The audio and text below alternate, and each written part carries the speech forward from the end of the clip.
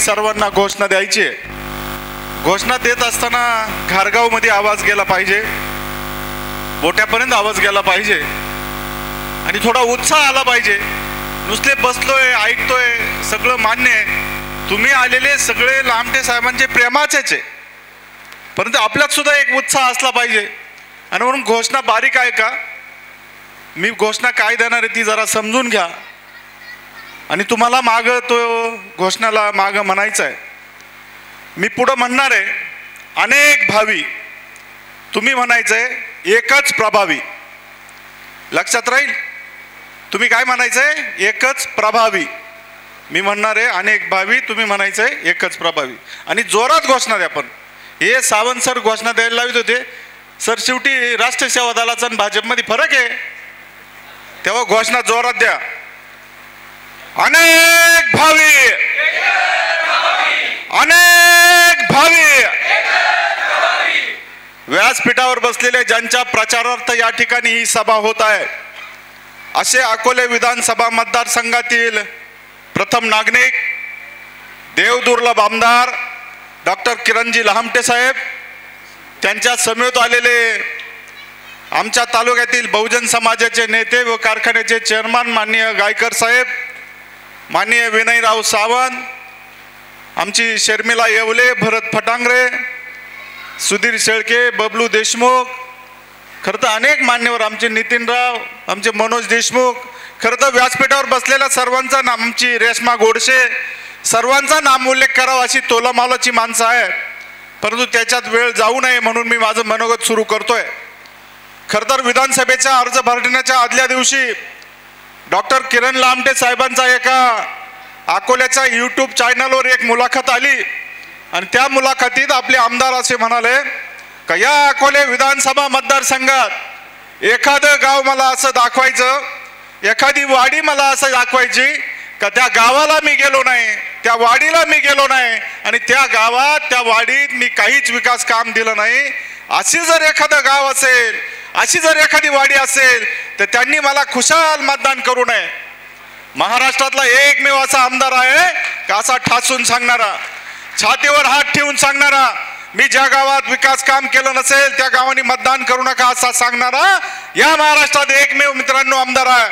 आणि म्हणून 2019ला या अकोले विधानसभा मतदारसंघात इतिहास झाला.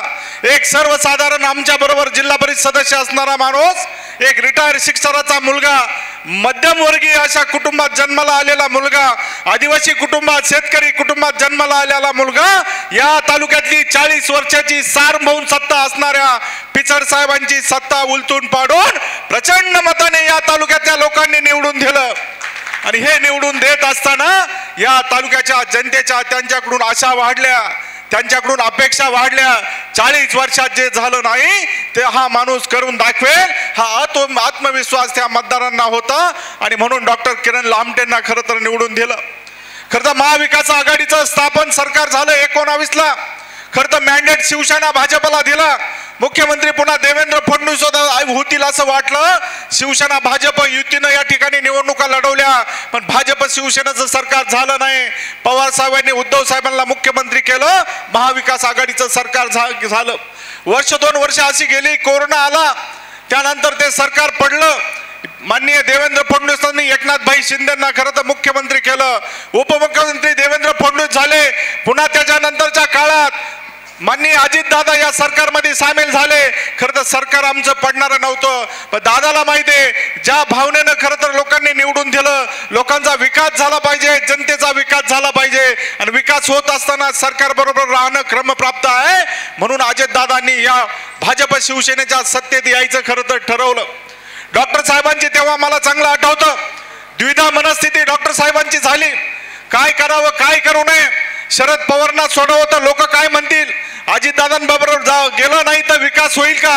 आणि म्हणून मनशांतीला जाऊन डॉक्टर 7 दिवस थांबले. मनशांतीत अनेक विचार त्यांच्या मनात आला आणि काय करावं काय करू नये अशा द्विधा मनस्थितीत असताना त्यांना 2 बाजू खरं तर त्या ठिकाणी दिसल्या. या तालुक्याचा विकास करायचा असेल तर अजितदादा बरोबर जावं लागेल. आणि या राजकारणात नुसतं भावनेशी राहावं लागेल तर शरद पवारांबरोबर राहावं लागेल. आणि म्हणून भावना महत्वाच्या का विकास महत्वाचा, त्याच्यात त्यांनी चॉईस विकासाला दिला. मित्रांनो, त्यांनी खूप आनंदात शरद पवारांना सोडलं नाही, पण ज्या भावनेने लोकांनी मतं दिलं, ज्या भावनेने लोकांना निवडून दिलं, त्यांचा जर विकास केला नाही तर काय करायचं या भावनेचं. आणि म्हणून त्यांनी उराव दगड ठेवून अजितदादा बरोबर जाऊन या ठिकाणी या तालुक्याचा मतदारसंघाचा विकास केला. विकास करत असताना परवा गायकर साहेबांना आम्ही या पठारावर सकाळपासून संध्याकाळपर्यंत फिरलो. अनेक लोक या ठिकाणी साक्षीला. आम्हाला त्या दिवशी खूप असा आनंद झाला. विनय सावंत सर, आम्ही सगळे होतो. आम्हाला खूप आनंद झाला. खरं तर इतकं लोकप्रतिनिधीचं कोणी स्वागत करीत नाही. लोकप्रतिनिधी एकदा निवडून दिला का त्याच्याबद्दल अँटी इन्कम्बन्सी येते, परंतु आम्ही गावगाव पाहिलं, या ठिकाणी उत्स्फूर्त असं स्वागत लोक करायचे, फटाके वाजवायचे, मिरवणूक काढायचे, आमच्या माय भगिनी ओवळायला यायचं, त्यांचं औक्षण करायचं. आमच्या सभेला त्या ठिकाणी अनेक लोक असायचे, मन लावून म्हणायचे, डॉक्टर साहेब तुम्ही पहिल्यांदा या 40 वर्षात तुम्ही असे आमदार आहात का आमच्या पठारावर आले, आमच्या गावात काहीतरी विकास केला. नाही तर इथून मागच्या लोकांनी निवडून गेले का 5 वर्ष पुन्हा दिसले नाही. आणि म्हणून थोरात साहेब सांगायचे त्याला आम्ही मतं द्यायचो, परंतु तो निवडून आलेला उमेदवार किंवा आमदार पुन्हा आमच्या या मतदारसंघात कधी आला नाही. पण डॉक्टरांनी या पठारातल्या अनेक गावांना वर्षात 2दा 3दा 4दा जाऊन वाड्या वस्त्यांना गेलो. आम्ही त्या दिवशी पेमरेवाडीला गेलो. खरं तर 160 का 170 मत आहे. त्या पेमरेवाडीत कधीच काय या विधानसभेचे आमदार गेले नाही. पण त्या पेमरेवाडीतले लोक सांगत होते, डॉक्टर साहेब मागच्या वेळेस तुम्हाला आम्ही मतं पण दिलं नाही, पण तुम्ही 130 कोटीचा रस्ता दिला, 60 लाखाचा रस्ता दिला, एक सभामंडप मंदिराला दिलं, आणि आमचा इतका मोठा रस्ता तुम्ही काम केलं. आमच्या या पेमरेवाडीला तुम्ही 10-12 वेळा आले. आणि म्हणून हा आपला लोकप्रतिनिधी पायाला भिंगरी लावून खरं तर मित्रांनो फिरलाय. आणि म्हणून आम्हाला आनंद आहे. आणि म्हणून लोकप्रतिनिधी कसा असावा, खरं तर निवडणुका कशावर जिंकल्या जातात. एखादी निवडणूक लाटेवर होती, पण डॉक्टरांनी ज्या भावनेनं या ठिकाणी लोकांना निवडून दिलं, ते सर्व खरं तर या उतराय होण्याचं काम डॉक्टरांनी केलं. आणि म्हणून लोकप्रतिनिधी कसा असावा, तर महाराष्ट्रात ज्वलंत उदाहरण आहे. डॉक्टर किरण लामटेंगडे बोट करा आणि त्यांना सांगा लोकप्रतिनिधी असा असावा. अरे लोक आमदार होतात, कोणाला 5 स्टार हॉटेल टाकायचे असतात, कोणाला कारखान्यांची निर्मिती करायची असती, कोणाला मेडिकल कॉलेज टाकायचे असतात, कोणाला प्रॉपर्टी वाढवायच्या असतात. परंतु या किरण लामटेंनी प्रॉपर्टी वाढवली नाही, आयुष्य आराम केले नाही. 5 वर्ष जेव्हा वेळ मिळेल त्या या समाजासाठी दिलं.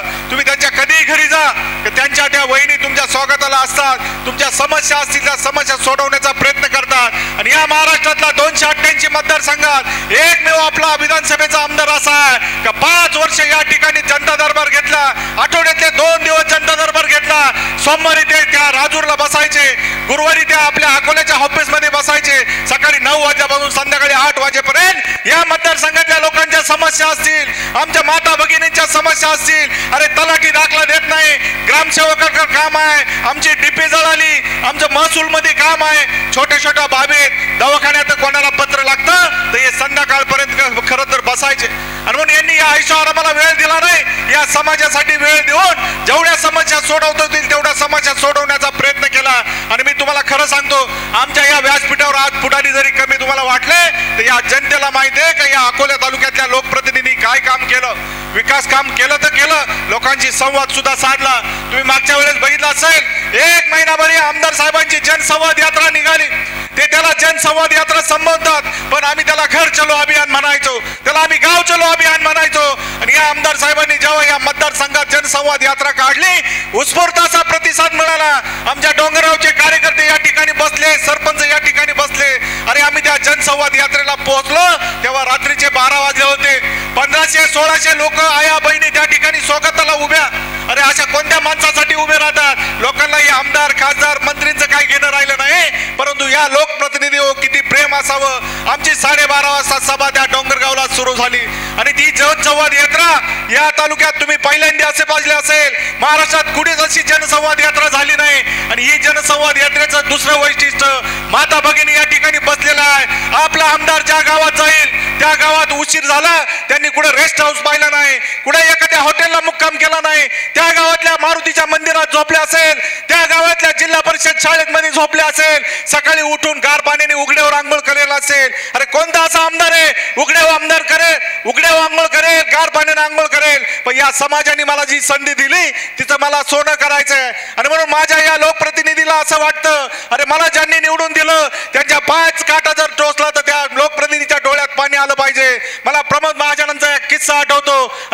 महाजन असे म्हणायचे, लोकप्रतिनिधी कथा निवडायचा, अरे जावा बाजारात मडके विकणारे असतात, ते मडकं घेताना प्रत्येक नागरिक मडकं कसं घेतो, तो वाजून घेतो, किंमत तर करतो, तो वाजून घेतो, मडकं चांगलं वाजतंय का, ठणठण वाजतंय का, त्याच्यात गार पाणी होईल का, ते जास्त दिवस टिकल का, असं मडकं घेतलं. आणि म्हणून या 2019ला जो लोकांनी चॉईस केला आणि एक पारदर्शक असा लोकप्रतिनिधी निवडला, तुमचा आम्हाला आपल्याला अभिमान वाटला पाहिजे, एकदम चांगला असा लोकप्रतिनिधी निवडला.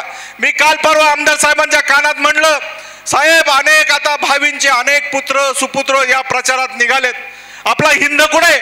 अरे त्यांचा एकुलता एक मुलगा हिंद नावाचा, तो म्हणे अरे परवाच तो एसटीने लातूरला गेला.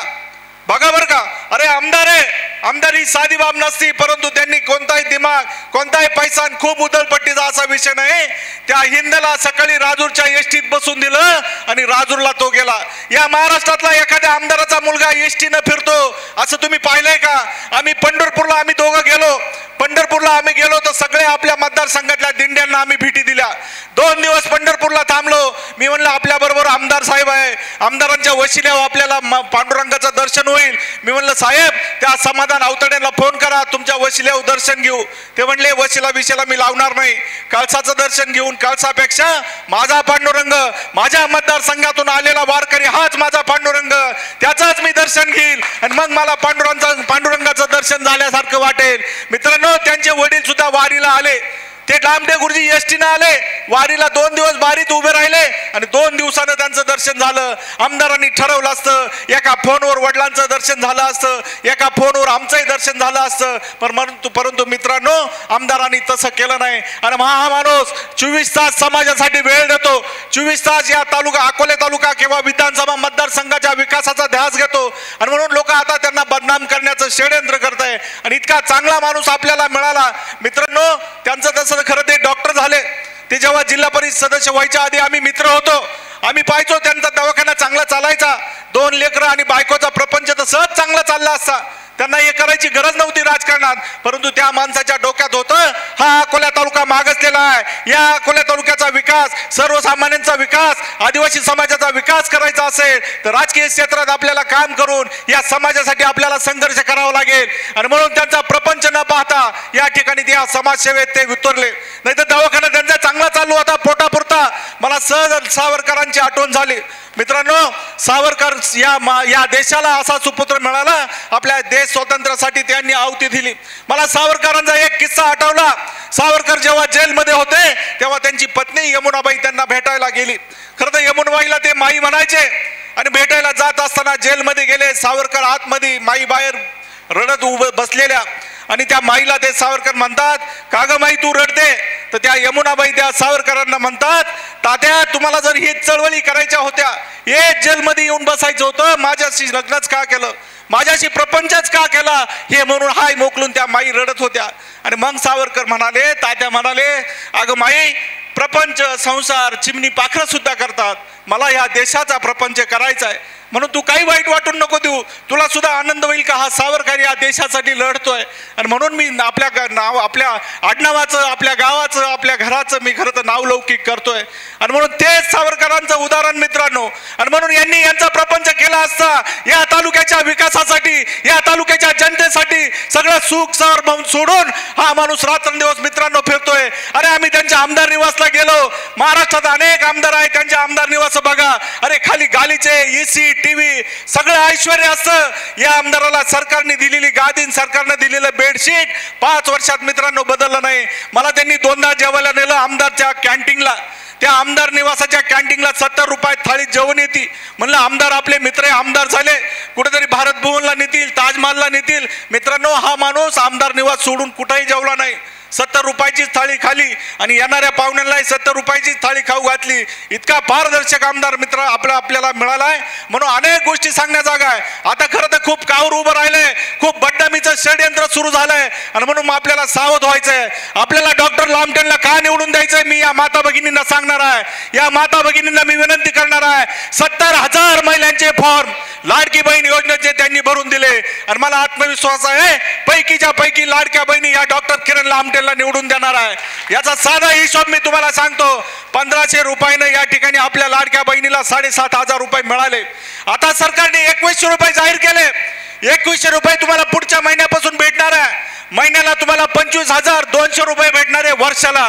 हिशोब करा चांगला। आणि 5 वर्षात हे सरकार तुम्हाला 1,26,000 रुपये देणार आहे। या लाडक्या बहिणीला, प्रत्येक लाडक्या बहिणीला 1,26,000 रुपये या सरकारमुळं, या घड्याळाला मतदान केल्यामुळं तुम्हाला मिळणार आहे। आणि समोरचे लोक म्हणतात 1500 रुपयात काय होतं? अरे तुम्हाला काय माहिती 1500 रुपयात? समोरचा उमेदवार म्हणला ही लाडकी बहीण योजना आमचं सरकार आल्यावर बंद करू।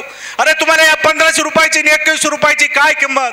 आमची माता भगिनी जेव्हा घरातलं लेकरू आजारी पडतं ना, तर 2 दिवस त्याच्या अंगावर काढतं। 50 रुपयाचं इंजेक्शन मारावं लागतं। त्या इंजेक्शनला 50 रुपये लागतात, परंतु 50 रुपये वेळेला नसतात, तर त्या लेकराचं 3 दिवस अंगावर दुखणं काढती माय माऊली, आणि मग 50 रुपये मिळाल्यावर त्या लेकराला इंजेक्शन मारती। आणि म्हणून या बलाढ्य लोकांना या 1500 रुपयाची किंमत कळणार नाही, या 2100 रुपयाची किंमत कळणार नाही। आणि म्हणून या लोकांचं षडयंत्र आहे। आणि म्हणून हे जर सरकार आलं नाही, आपले आमदार निवडून आले नाही, तर ह्या योजना बंद होणार आहे मित्रांनो। आणि म्हणून या योजना चालू ठेवायचा असेल, 20 तारखेला घड्याळाचं बटन दाबायचंय। आमच्या सरकारला या शेतकऱ्यांना किसान सन्मान योजना मिळत आहे। महाराष्ट्र शासन 6,000 रुपये देत आहे, केंद्र सरकार 6,000 रुपये देत आहे। या ठिकाणी शेतकऱ्यांची लाईट बिल मोफत केली, तुमचं विजेचं बिल माफ केलंय। आमच्या या माता भगिनींना, गोरगरिबांना मोफत रेशन मिळतंय, आनंदाचा शिधा मिळतोय। अनेक योजना, महिलांना अर्ध्या तिकिटात एसटीत प्रवास करता येतो, मुलींना मोफत शिक्षण झालंय, आमच्या वयोवृद्धांना मोफत खरं तर एसटीत फिरता येतं। अशा अनेक योजना। आणि महाविकास आघाडी सरकार, महाविकास आघाडीचे लोक म्हणतात आम्हाला सगळ्या युती सरकारच्या योजना बंद करायच्या आहे। आणि म्हणून माझी कळकळीची विनंती आहे, नुसतं डॉक्टर साहेबांना आमदार करण्यासाठी नाही, परंतु या योजना चालू झाल्यावर राहिल्या पाहिजे। या महाराष्ट्रातल्या गोरगरिबांना न्याय मिळाला पाहिजे, या महाराष्ट्रातल्या या लोकांचा विकास झाला पाहिजे। म्हणून आपल्याला डॉक्टरांना खरं तर निवडून द्यायचं आहे। आणि तुम्हाला मी आश्वासित करतो, नुसते डॉक्टर साहेब आमदार राहणार नाही मित्रांनो। मला अजितदादांचे त्यांचे संबंध माहिती आहे। 5 महिन्यापूर्वी तुम्ही बघितलं असेल, डॉक्टर साहेबांना त्या ठिकाणी तालुक्याचं अध्यक्ष केलं। तालिका अध्यक्ष काय? तालिका अध्यक्ष म्हणजे काय? ते सभापतीचं पद असतं। सभापती पद म्हणजे इक्विव्हॅलंट मुख्यमंत्री। आणि तुम्ही मागचं अधिवेशन बघितलं असेल, त्या तालिकेच्या त्या खुर्चीवर जेव्हा डॉक्टर साहेब बसले, तेव्हा या महाराष्ट्राचे मुख्यमंत्री डॉक्टर साहेब खुर्चीवर बसले होते। या महाराष्ट्राचे मुख्यमंत्री एकनाथ शिंदे म्हणत होते, अध्यक्ष साहेब आम्हाला 2 मिनिटं वेळ द्या, अध्यक्ष साहेब आम्हाला 2 मिनिटं बोलायला वेळ द्या। याच महाराष्ट्राचे उपमुख्यमंत्री देवेंद्र फडणवीस डॉक्टर किरण लामटेंना विनंती करीत होतोय, अध्यक्ष साहेब मला 5 मिनिटं वेळ द्या। हेच अजितदादा, त्यांचे जे कार्यकर्ते अजितदादा नेते जरी असले, तर त्या खुर्चीचा मान बघा। डॉक्टरवर खुर्चीवर बसलेले सभागृहात अजितदादा डॉक्टरांना विनंती करीत होते, अध्यक्ष महोदय मला माझा विषय मांडायचा आहे, मला उत्तर द्यायचे, मला 5 मिनिटं वेळ द्या। आणि म्हणून तालिका अध्यक्ष पद ही जी काही त्यांना संधी दिली, येणार आहे या सरकारमध्ये मंत्रिमंडळात 100% डॉक्टर राहणार आहे। आणि म्हणून जेव्हा डॉक्टरांना मंत्रिपद मिळेल, तेव्हा या तालुक्याचा, या आपल्या विधानसभा मतदारसंघाचा आणखी विकास झाल्यासारखा राहणार नाही। आणि एक चांगला माणूस, पारदर्शक माणूस, निर्व्यसनी माणूस, अशा माणसाला जर हा मतदारसंघ जर मुकला, पुन्हा हे राजघराण्यातले हे जर लोक घेतले, या विरासत असणारी जर लोक घराण्यात या मतदारसंघात घुसले, तर या गोरगरिबांचं नुकसान होईल, या विधानसभा मतदारसंघातलं नुकसान होईल। आणि म्हणून माझी कळकळीची विनंती आहे, एक चांगल्या माणसाला पुन्हा आपल्याला संधी द्यायची आहे। ही संधी देत असताना मित्रांनो, संधी काय द्यायची? संधी एवढ्यासाठी द्यायची का आज राजकारणात अनेक लोकांना त्यांच्या पद, मोठेपणा, इस्टेटी वाढवण्यासाठी करतात। डॉक्टरला इस्टेटी वाढवायच्या नाही, डॉक्टरला या विधानसभा मतदारसंघाचा विकास करायचा आहे। आणि इथं बसणाऱ्या प्रत्येकाला माझी विनंती आहे, तुमचं मत खूप मोलाचं आहे। जसा 2019ला जो इतिहास केला, तो इतिहास आपल्याला पुन्हा संधी देऊन इतिहास करायचा आहे। आणि म्हणून जाता जाता एक गोष्ट सांगून मी माझं भाषण संपवणार आहे। आपल्या मतात एक किंमत आहे, आपल्याकडे सर्वसाधारण लोक आहे, आपल्याकडे गरीब लोक आहे, आपल्याकडे साधारण कार्यकर्ते आहे, कोणतेही मोठे पुढारी नाही, कोणताही आपला गच्च भरलेलं व्यासपीठ नसू द्या, सर्वसामान्य लोक आपल्या बरोबर आहे। आणि म्हणून आपल्याला इतिहास करताना मला एक गोष्ट आठवती, आपल्याला त्या चिमणीची भूमिका करायची। चिमणी कावळीची गोष्ट अशी आहे, एका राजवाड्याला असा मोठा आग लागलेली असती, प्रचंड आग, त्या सागवानानं खूप पेट घेतलेला असतो, तो राजवाडा जळत असतो, तो राजवाड्याला भयानक अशी आग लागलेली असती। आणि एक चिमणी कुठेतरी जाऊन त्या तळ्यात चोचीत पाणी आणते आणि त्या राजवाड्याला लागलेल्या आगीवर वटून टाकते। तिचा हा क्रम चालू असतो। जायची, त्या चुचीत पाणी घ्यायची आणि त्या झाडावर टाकायची. त्या ठिकाणी कावळा येतो. कावळा त्या चिमणीला म्हणतो, अगं चिमणीताई तुझं काय चाललंय? तर ती चिवताई म्हणाले, तो मला राजवाडा विझवायचा आहे. मग तो कावळा चिमणीला म्हणतो, अगं चिवताई तू केवढी, तुझी चोच केवढी, त्या चुचीत पाणी येतं किती, तो आग किती मोठी, तो जाळ तुझ्या चुचीनं कसं विझणार, तुझ्या या चुचीतला एवढा मोठा राजवाडा पेटला तो कसा विझणार? त्या चिमणीनं जे उत्तर दिलं ते खूप महत्वाचं आहे मित्रांनो. ती चिमणी त्या कावळ्याला म्हणाली, अरे कावळ्या दादा, मला माहिती आहे माझ्या चुचीत पाणी केम येत असेल, मला माहिती आहे माझ्या या चुचीतल्या पाण्यानं हा राजवाडा विझणार नाही, परंतु कावळे दादा, जेव्हा या राजवाड्याचा जो काही जाळ आहे, या राजवाड्याची आग विझवण्याचा जेव्हा इतिहास लिहिला जाईल, तेव्हा या चिमणीचा त्या इतिहासात नोंद केली जाईल. आणि म्हणून आपल्याला सुद्धा उद्याच्या 20 तारखेला जे मतदान करायचंय, आणि म्हणून आपलं एक मत या ठिकाणी पुन्हा इतिहास करणार आहे आणि त्या इतिहासाची नोंद तुमची आमची होणार आहे. म्हणून पुन्हा एकदा डॉक्टर किरण लामटेंना आपल्याला या विधानसभेच्या सभागृहात पाठवून नुसतं आमदार न ठेवता या महाराष्ट्राच्या मंत्रिमंडळात त्यांचा समावेश करण्यासाठी प्रचंड मताने निवडून द्या, ही एक कळकळीची विनंती करतो. माझे 2 शब्द संपवतो. जय हिंद, जय महाराष्ट्र. साई दृष्टी नेत्रसेवा चष्माघर अकोले शहरातील सर्व अत्याधुनिक सुविधा उपलब्ध असलेले एकमेव अद्ययावत शोरूम म्हणजेच साई दृष्टी नेत्रसेवा चष्माघर. आमच्याकडे Titan, fast track, Puma, Oakley, Velocity, CK, Ray Ban, ID, Vogue, Police, Stepper, Scott, Carrera, Tommy Hilfiger, Killer, Crizal, Zeiss, Prime, Bronzer, Yash, Bausch and Lomb, Johnson and Johnson, Alcon आदी कंपन्यांच्या फ्रेम्स, सनग्लासेस, लेन्सेस व contact lenses योग्य दरात उपलब्ध. तसेच Titan company लेन्सेसचे एकमेव अधिकृत विक्रेते. आता अकोल्यात प्रथमच ऑटो मशीनद्वारे चष्म्याची रोबोटिक फिटिंग. प्रोग्रेसिव्ह चष्म्यासाठी डोळ्यांचे व चष्म्याचे अचूक मोजमाप करण्यासाठी जाईस कंपनीचे सॉफ्टवेअर असलेला ऍपल कंपनीचा टॅब. तज्ञ ऑप्टोमेट्रिस्ट कडून कॉम्प्युटरद्वारे डोळ्यांची मोफत तपासणी, डोळ्यांची मायक्रोस्कोपिक तपासणी, काच बिंदूचे अचूक निदान करण्यासाठी डिजिटल टोनोपेनद्वारे डोळ्यांचे इंट्राऑक्युलर प्रेशर मोजणे, पॅकीमीटरद्वारे बुबुळाची जाडी मोजणे, कॉन्टॅक्ट लेन्सेसच्या अचूकतेसाठी कॅरेटोमीटरद्वारे बुबुळाचं मोजमाप करणे आदी अत्याधुनिक सुविधा उपलब्ध असलेले अकोले शहरातील एकमेव चष्माघर. आपल्या अनमोल डोळ्यांच्या समस्येसाठी बिर्ला आय हॉस्पिटल नाशिक यांच्या माध्यमातून तज्ञ डॉक्टर दर गुरुवारी सकाळी 10:30 ते 3:30 पर्यंत साई दृष्टी नेत्रसेवा चष्माघर इथे उपलब्ध राहतील. आमचा पत्ता साई दृष्टी नेत्रसेवा चष्माघर, अकोले बस स्थानकाच्या मागील बाजूस, जय महाराष्ट्र हॉटेलच्या पाठीमागे, अकोले, तालुका अकोले, जिल्हा अहमदनगर. संपर्क 91 36 52 93 93.